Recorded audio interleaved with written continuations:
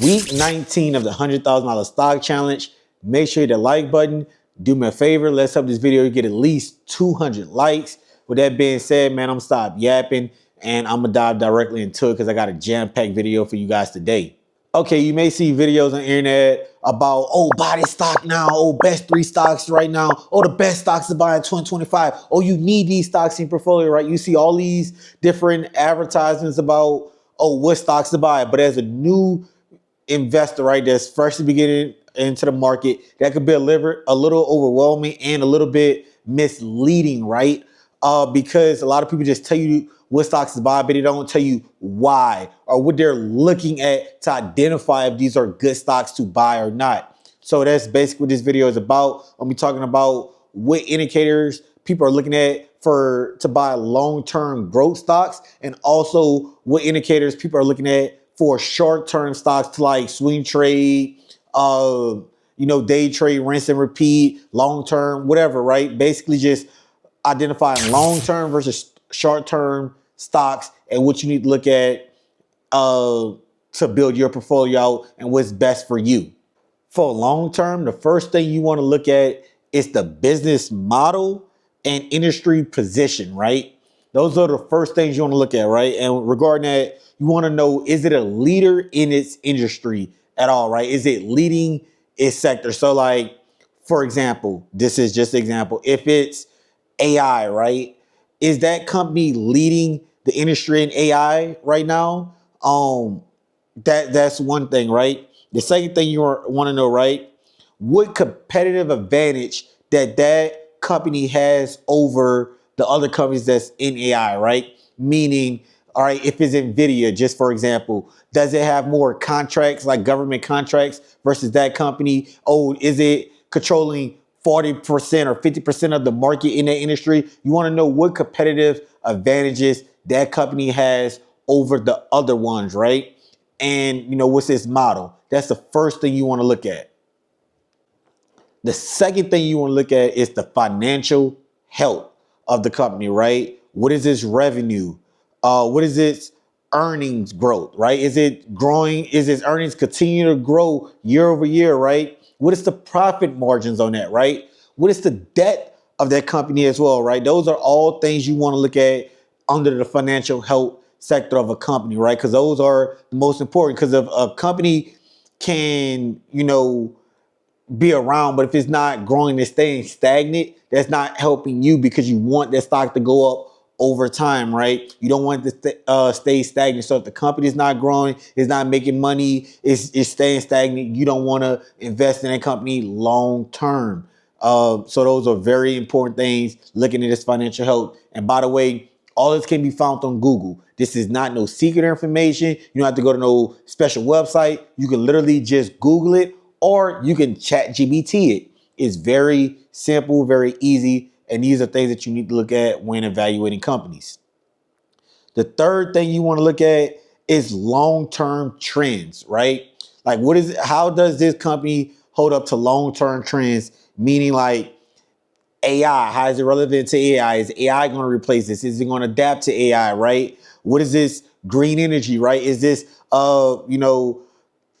environmental friendly? Like, that always plays factors because there's always new rules and regulations in that sector that can help or hinder a company long term, right? Is it accessible to the cloud, right? Is it going to adapt to, everything going in the cloud in the future? Those are just examples of some things you want to look at when a company you want to evaluate the trends. Like, trends change every year, right? Every 3 years, trends change, but you want to make sure that it's going to adapt to those trends and go in that same direction. And you want to have that future growth with that company as well, right? Moving directly on to short-term / swing trading stocks, whatever, right? Just short-term investments in general, right? And the main thing you want to look at is its volume, right? How much volume is this stock having, right? What is its moving average on a day, right? What is the RSI levels on that stock every single day, right? And you can set the indicators and things of that nature on a trading platform. I'll put I put a past video out explaining like, what indicators you want to have on stocks like that if you're thinking of trading. These are how coach, when I say coach, Chris Sain say, oh, I'm looking at Tesla and I know it's going to go up to 250, 300, whatever, right? I know is that because I know my levels, right? We actually been tracking it on our book, right? You evaluating the stocks. You want to know that moving average of that stock. How many pips is it going up? What is the support and resistance of that stocks? What is the resistance levels of that? Those are all things you want to know when short-term trading stocks, right? You want to build a solid case study on that stock, so this stock is going to range between this level and that level, right? Another thing I want to talk about is, news and catalysts, right? That can actually make or break stocks, right? Prime example, Tesla. Y'all already seen what the news did to Tesla last month and how it dropped and things of nature. So if they're constantly on CNBC talking about the stock, and that's why Coach trade the morning, right? He trade always the first 30, 40 minutes of after the stock market is open, right? Because you turn on the TV, they already talking about what stocks, right? That helps the stock move up or down depending on, the news and catalyst of that stock of the day. So I would recommend, getting CNBC, the Flock on Wall Street, watching any of those shows in the morning if you have time, and trade the opening of the day, right? You're going to get a lot of movement. The day just started, so you really want to pay attention to those things and making sure that you're documenting every single thing in the stock market, right?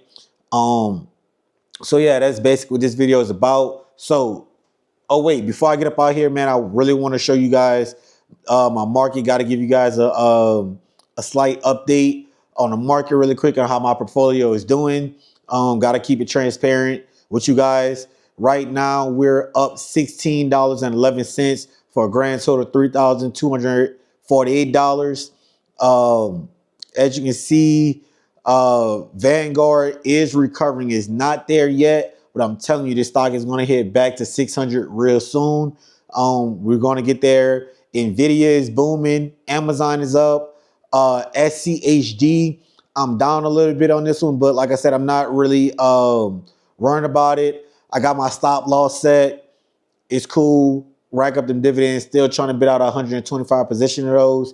And SoFi, right? SoFi is up. Well, I'm down on it, $16, but like I said, I know where the stock is going. I'm gonna continue to bid out solid positions of this, right? And I know Coach talk about some stocks that I want to add to the portfolio as well, which is Robinhood and United Health. Those are some stocks that I'm looking at buying overall for long-term growth. The main one is being United Health as number one, and then two is being Robinhood. Especially if you could get United Health in like the 200s, like 290s range, man, that's what I'm looking to buy that at. But with that being said, man, make sure the like button, hit the subscribe button. See you guys next week. Peace.